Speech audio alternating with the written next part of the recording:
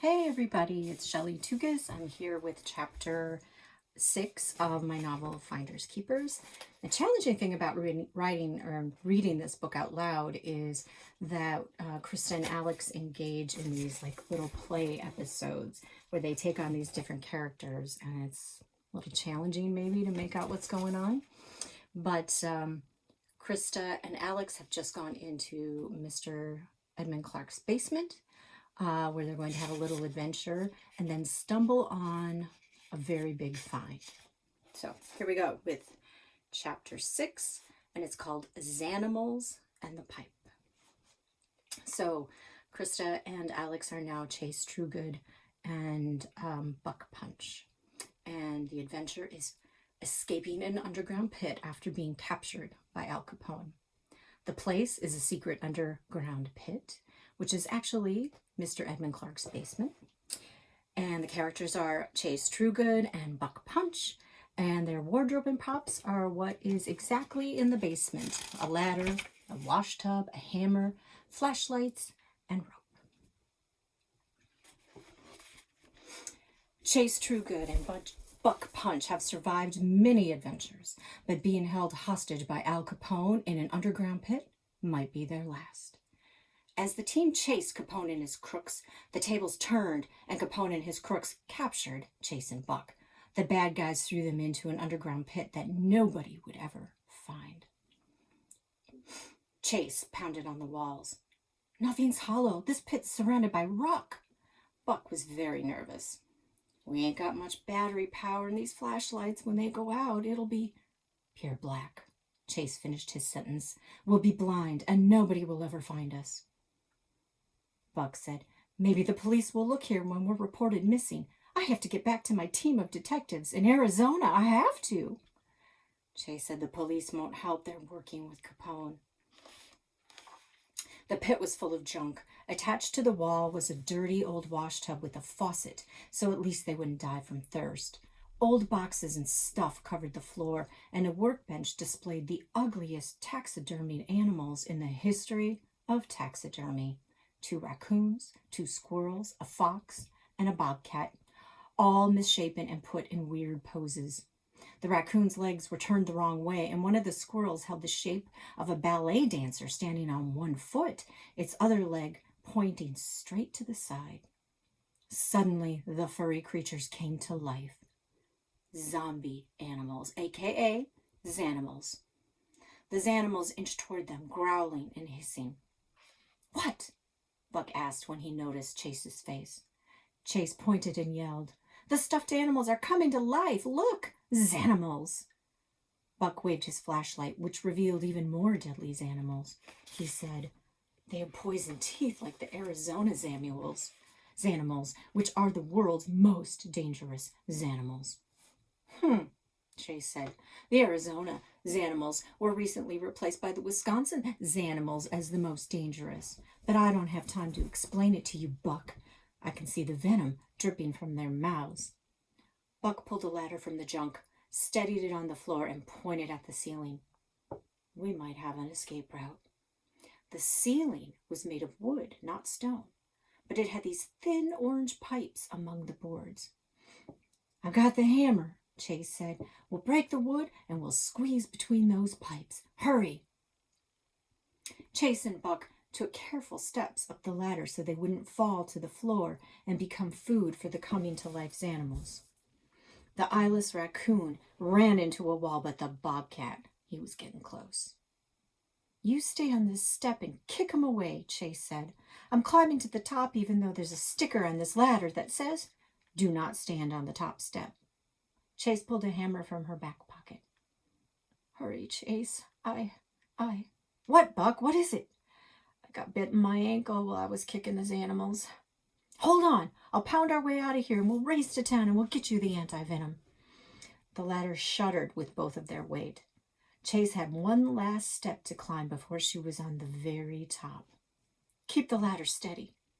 "I'm trying, Chase. I'm trying. I'm feeling a little weak and a little blind, and my foot swelled up and popped off my shoe. The only people who could save me now live thousands of miles away in Arizona." They ran off with Jade, Buck. I'll save you. Chase hammered on the ceiling, listening for something that sounded hollow. The ladder swayed. Both of them tried to hold steady, but the ladder tipped, and just as Chase was about to fall to the ground, she grabbed one of the orange pipes on the ceiling and clung to it like a child on the monkey bars. Chase screamed. The ladder crashed into the washtub, which came loose and nearly fell off the wall. Chase held tight to the orange pipe. Buck rolled on the floor, groaning. A split second of silence. Then the pipe snapped in half, dropping Chase to the ground, and water burst from the pipe and sprayed the concrete floor. And that's what happened for real. Not the animals, of course, but everything else. The falling ladder, the broken washtub, the exploding pipe. Alex and I crumpled on the floor. Shock kept the pain away. Alex was so stunned, his pupils shrunk into the white space around his eyes. I grabbed his arm. Are we in trouble? Now that was a dumb question. The door opened and Mr. Edmund Clark hollered, "What's going on down there?" For an old guy, Mr. Edmund Clark came downstairs fast, rocket fast. He saw water spraying from the cracked pipe and shouted, "The water main, turn it off! Get off your butts and turn it off!" I had no idea what a water main was or how to turn it off. Alex and I stayed on our butts, too shocked to move, and I just wanted to shrink into the floor and turn on into his animal, which didn't seem like such a bad life, really. Much better than being a kid who snapped a water pipe into. For the love of Gertrude! Mr. Edmund Clark marched around the stairs to the other side of the basement. I couldn't see him, but I heard him grump and groan. The spray turned into a few sprinkles, and then it stopped. I belly crawled to the washtub and tried to hide underneath, but I was too big, and the tub's edge was practically touching the floor anyway. Squishy footsteps came closer. Squish, squish, squish. I peeked and saw Alex huddled against the wall. A very wet Mr. Edmund Clark sat down on a wood box next to Alex. He coughed and caught his breath before speaking. "Alex, your mother doesn't like shouting or cussing, and one must respect the rules set by the lady of the house. So with all due respect to your mother," his voice rose from its quiet place, "what in the unholy firestorms of hell were you doing?" I faced the wall, waiting for Alex to answer, and that's when I noticed a hole about the size of a watermelon. Where the washtub had been hanging was an open space in the basement's wall. Oh, I wish that hole were big enough to hide a 10-year-old girl. "Well," Alex said, we were climbing on the ladder because of the zombie animals, and we were going to pound our way through the ceiling to escape the crooks, and then the ladder crashed, and Chase, Krista, held on to the pipe to save her life. To save her life, and then the pipe broke. I better be going deaf, because if you just said something about my art and crooks and zombies, then your brain needs a good cleaning. Even though we were in big-time trouble, I couldn't stop from looking at that hole. Could anyone resist looking in a hole? Not me. I put my hand inside, and I felt around until I found 2 pieces of paper. I shook off the dirt and looked close, and I shouted before Mr. Edmund Clark's voice geared up for a good long yell. $200! Oh, it'll cost more than that to fix this mess. Money! I yelled, crawling out of the hiding space and waving 2 bills in the air. The bills were soggy and smelled like wet socks. They leaned toward me, and Mr. Edmund Clark took the money from my hand. He tilted his head to look under the sink. His face didn't change expression, but Alex's mouth dropped open. Mr. Edmund Clark stared at the money and said, "Hell's bells. How'd this get left behind? Anything else in that hole?" "Not that I could tell," I said. His eyes, his whole body, it seemed to float away, maybe into a memory. He whispered, "This was supposed to be gone a long time ago. Cleaned out and gone. Burned." I thought maybe he'd lost his mind a little. "Gone? Was there more money?" Alex asked. "Enough to fill a suitcase. I have no idea where she hid it." I had no idea she put it here. Maybe she hid it here and then burned it. Who? I asked. My mother, he said. She called it blood money. She said it was cursed. There's more? Alex said. Where? Mr. Edmund Clark patted Alex's leg, and his voice got loud again. Well, it looks like you and the tomboy of terror just uncovered traces of the family loot. Neil was wrong, and Sheriff Duncan was right.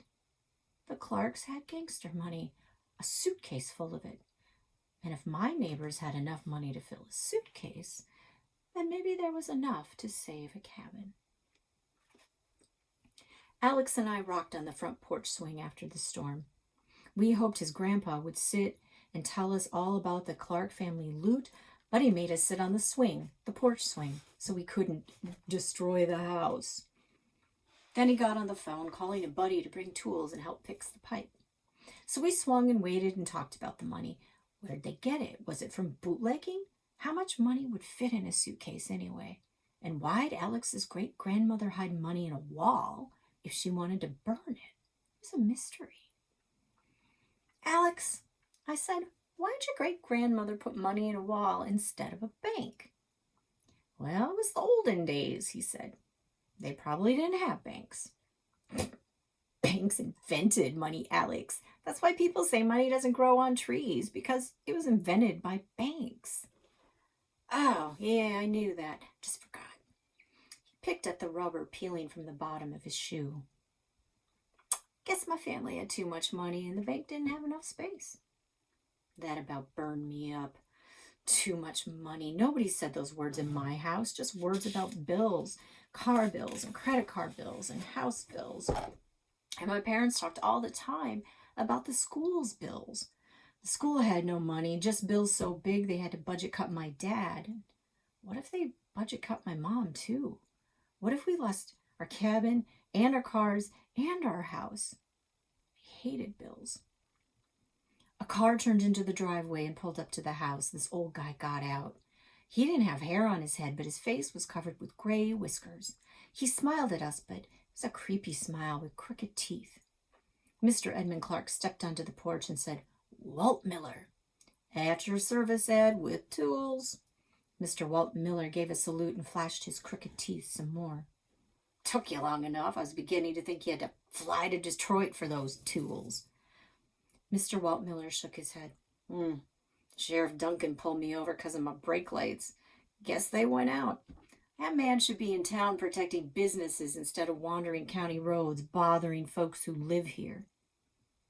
Fix your brake lights, Mr. Edmund Clark said. Mr. Walt Miller shook his head and muttered, Duncan says there's more trouble out at Capone's hideout. He's keeping his eye on the place. Duncan needs better eyes. Mr. Edmund Clark said, You drove by Capone's? That's a long way here. I'm just trying to get around the tourist